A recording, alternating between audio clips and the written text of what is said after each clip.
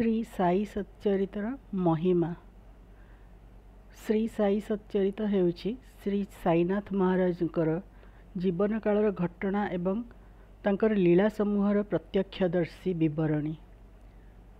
गोविंदराव रघुनाथ दाभोलकर ओरफ हेमाडपंत नामक जड़े ब्राह्मण व्यक्ति शिरडी अवस्थान काल में जो सब घटना चाक्षुष करथिले से सब को एथिरे सजल भाव में लिपिबद्ध करिसेंती।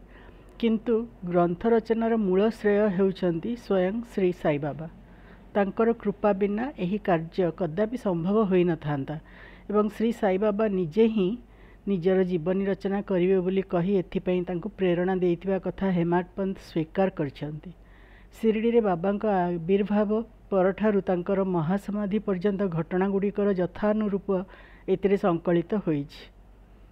पुणी एथिरे रहिछि भक्त मानकर आश्चर्यप्रद अनुभूति और तासह श्री साई बाबांकर मुख निःसृत अमृतमय बाणी। भगवान श्रीकृष्ण श्रीमुखर प्रकाशित गीता परी सच्चरित साई बाबांकर दिव्य बाणी रे संबलित हेउथिबारु एहार महिमा अपार और अप्रतिम।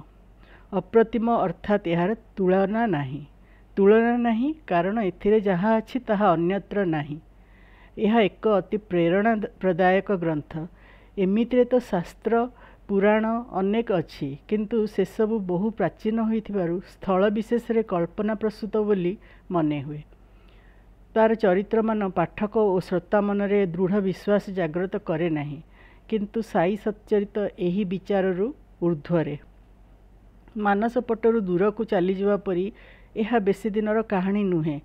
मात्र 100 वर्ष तलर विस्मयकर घटना मान उपरे आधारित तथा घटना सह संपृक्त व्यक्ति और प्रत्यक्षदर्शी मानकर अनुभूति और बयान एथिरे संकलित होइथिबारु यह एक प्रामाणिक ग्रंथर मर्यादा लाभ करिछि।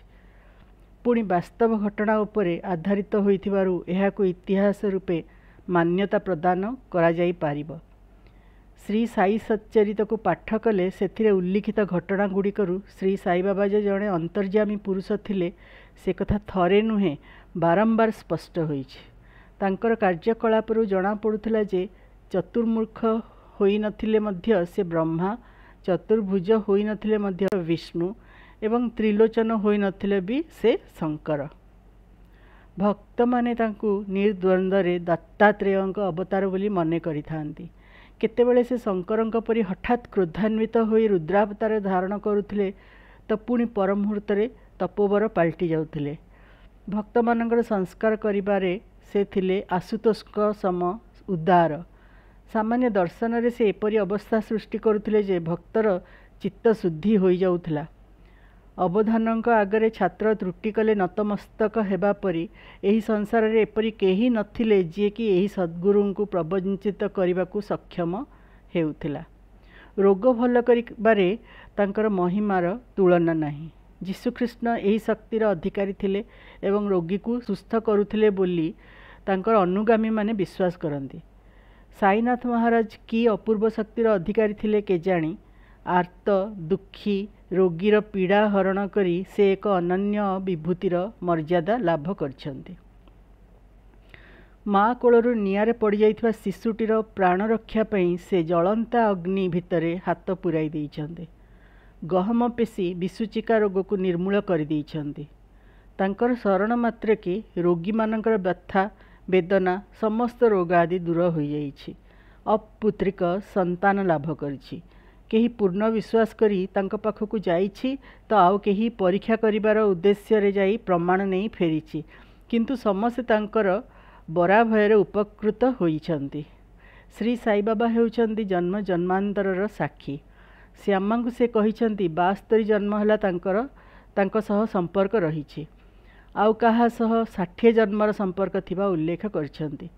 निष्पाप झिटिपिटी सर्प ओ मंडूक छागल व्याघ्र एवं अश्वर अतीत से दृष्टिमात्र के जानी ताहार वर्णना करछंती। केवल वर्णना करिनाहांती ताहाकु सत्य प्रमाणित करी उपस्थापन करिछंती। भक्त मानक सह तांकर संपर्क और प्रेम कृष्ण रस ठारू कोनोसी गुणरे कम नुहे। सद्गुरु मोर जीवित आत्मा स्वरूप अटंती बोली भगवान श्रीकृष्ण गीतारे कहिछंती। वृंदावन और मथुरा जेपरी भगवान वासुदेवଙ୍କ ପାଇଁ भक्तମାନଙ୍କର संबंध जेपरी रसोत्तीर्ण, साई भक्त माने सेहीपरि प्रेम और श्रद्धारे बाबांग सहित बंधा होइछन्ति। भगवान कृष्णଙ୍କ परि श्री साईनाथ मध्य कहिछन्ति, मोर भक्त मानक घरे अन्न तथा वस्त्रर केबे अभाव रहिब नाही। यह मोर वैशिष्ट्य जे जी मोर शरणापन्न हुए एवं अंतःकरण रे मोर उपासना करे ताहार कल्याणार्थे मु सर्वदा चिंतित रहे।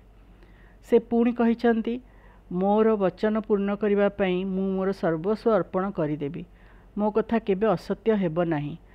तुमे जेउंठी भी थाओ, जहा इच्छा ताहा कर, किंतु सर्वदा एक कथा स्मरण रख जे तुमे जहा किछि करूच से सबु मते ज्ञात अटे। मु समस्त प्राणींकर प्रभु एवं घट घटरे व्याप्त। मोर उदर रे ही समस्त जड़ और चेतन प्राणी समाहार होइछन्ति। भगवान कृष्ण ठीक यही कथा गीतारे कहिछन्ति, जी अनन्य भाव मोर शरणागत हुए मु ताहाकु जेकोसी प्रकार रक्षा करिथाए। द्रौपदी आतुर प्रार्थना शुणी भगवान वस्त्रमय होई दौड़ी आसिले। गजराजर आर्त प्रार्थना शुणी ताकु रक्षा कले। ध्रुव एवं भक्त प्रहलादर प्रार्थना रे तत्क्षणात् भगवान प्रकट हेले। सेहीपरि श्री साई समर्थ आज लक्ष लक्ष भक्तंकर प्रार्थना एक समय पूरण करुछन्ति। मो उपरे पूर्ण विश्वास रख। जदिओ मु देह त्याग करी देबी, किंतु मोर अस्थि आशा और विश्वास संचार करी चलीथिब। केवल मु नुहे, मोर समाधि मध्य कथबार्ता करिब, चल प्रचल करिब एवं जेउ माने अनन्य भावरे मोर शरणागत हेबे सेमानंक मध्यरे आशार संदेश पहुँचाउथिब। मु तुमठारु विदाय नहीं जाउछि भाबी निराश हेब नाही। तुमे मोर अस्थि को सर्वदा भक्त मानक कल्याण निमित्त चिंतित थिबा देखिबाकु पाइब। जेउ दृढ़तार सह श्री साई महाराज तांकर जीवदशारे एही घोषणा करथिले, आज ताहा भक्त माने निरंतर अनुभव करुछन्ति। तांकर गोटिए गोटिए उक्ति सत्य प्रमाणित हेबारे लागिछि। साधारण ग्राम शिरडी को दिने पिंपुड़ी भली लोकंकर सुଅ छुटिबो बोली से कहिथिले, ताहा आज सत्य साब्यस्त होइछि। एहीपरि जणे महान अवतारंकर महिमा किए यथार्थरे वर्णना करि परिबो। जहाँकर सान्निध्य लाभ करी निम्ब वृक्ष पितायुक्त होई मध्य अमृत वर्षा करिबारे लागिला, तांकर तुलना काहा सह करा जाई परिबो। उभय भौतिक और आध्यात्मिक जगत रे तांकर लीला अवर्णनीय। नदी मानक मध्य श्रेष्ठ गंगा नदी मध्य तांकर चरणामृज पाई अहेतुक प्रतीक्षारे रही थाए। सेही साईंकर चरण जुगल रे कोटि कोटि प्रणाम। प्रसिद्ध भक्त दासगणु से दिन आश्चर्य अभिभूत होईगले। जेउ दिन बाबांकर पदारविंदरु गंगा और जमुना दुई धार होई निर्गत हेउथिबार देखिबाकु पाइले। वास्तव में साईंकर कृपा एहीपरि जे समस्त इच्छा को पूरण करुथिबा चिंतामणि एवं कामधेनु सह मध्य तांकर तुलना करा जाई पारिबो नाही। श्री साईनाथ को जदि गुरु बोली मने करा जाए ताहेले तांको भली कल्याणकारी गुरु आउ नाहांती। तांकु जदि सिद्ध जोगी किंबा संथ बोली मने करा जाए ताहेले से ताहार श्रेष्ठ सोपान रे पहुँची बोली समस्त आधार रे कुहा जाई पारिबो। आउ जदि ए सबको स्वीकार करा जाए तथा सत्य ही जदि ईश्वर उक्ति को ग्रहण करा जाए ताहेले तांकर समस्त गुण परम ब्रह्म स्वरूप ठारू जे भिन्न नुहे एथिरे संदेह नाही। यह सत्य जे भगवानकर महिमा अनंत एवं स्वयं ब्रह्मा मध्य तांकर स्वरूप बुझी नाहांती। एपरि स्थल रे श्री साई बाबा जेपरि भाबरे सूक्ष्म शरीर रे लीला प्रकट करी प्रति मुहूर्त भगवानकर सत्ता उपलब्ध कराउछन्ति ताहा किए बा बुझी परिबो। खूब शीघ्र एहा वैज्ञानिक मानकर गवेषणार विषय होई पड़ले केही आश्चर्य हेबार नाही। शास्त्र रे वर्णित होईछि अश्वत्थमा, बलि, व्यास, हनुमान, विभीषण, कृपाचार्य एवं परशुराम यही 7 जन चिरंजीवी एवं सूक्ष्म शरीर रे सर्वदा विद्यमान अछंती। किंतु श्री साई समर्थ ए समस्तंक ठारू मध्य महिमान्वित। तांकर अपार लीला और सूक्ष्म रूप रे जगतर कल्याण निमंते सतत प्रयासर पट्टांतर नाही। श्री साई सच्चरित एही महान साई देवंकर श्वास, हृदय एवं तांकर वाङ्मयी मूर्ति। तेणु तांकर आज्ञा पालन और अनुकरण करुवा लोकंक कथा कौन कहिबा। वास्तव में संसार रे सच्चरित भली जीवंत अनुभूति प्रदान करुवा ग्रंथ नाही। अन्य शास्त्र मानक ठारू यह अधिक जनप्रिय कारण अन्य शास्त्र गुड़िक केवल बुद्धिजीवी गभीर आध्यात्मिक पिपासु एवं दृढ़ मनोबलर अधिकारी मानक पई उद्दिष्ट होई पारे किंतु साधारण पाठक मध्य सच्चरित पाठ करी समान परिमाण रे आत्म साक्षात्कार मार्ग रे अग्रसर होई परिबो।